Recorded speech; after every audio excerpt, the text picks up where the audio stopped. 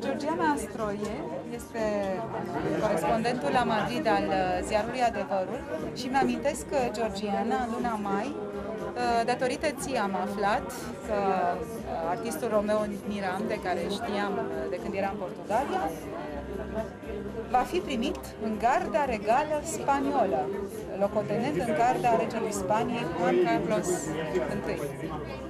Iată că acum ne-am întâlnit în spațiul Niram.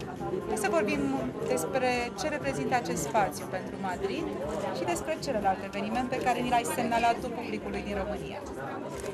Ziarul Adevărul a publicat mai multe articole în legătură cu activitatea din spațiul Niram, despre expozițiile de pictură care se organizează aici, despre dezbateri și despre tot felul de întâlniri culturale. Cum a fost primită vestea când ai trimis la redacție acest articol? Pentru că, până la ora actuală, știm că este singurul român primit în garda regală spaniolă?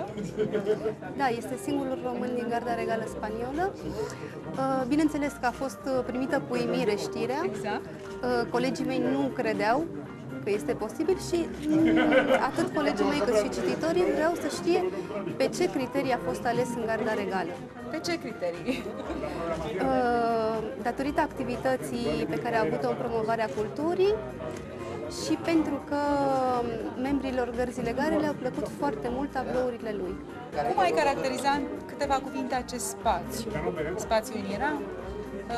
Mai e la București Clubul Prometeus, care cam tot asta face, dezbateri polemice, o cafenea literară și culturală.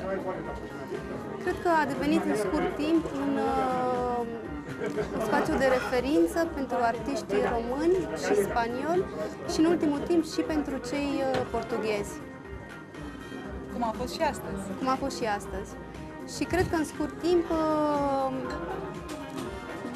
artiștii români din Spania vor ajunge să se facă la fel de cunoscuți ca cei din Paris.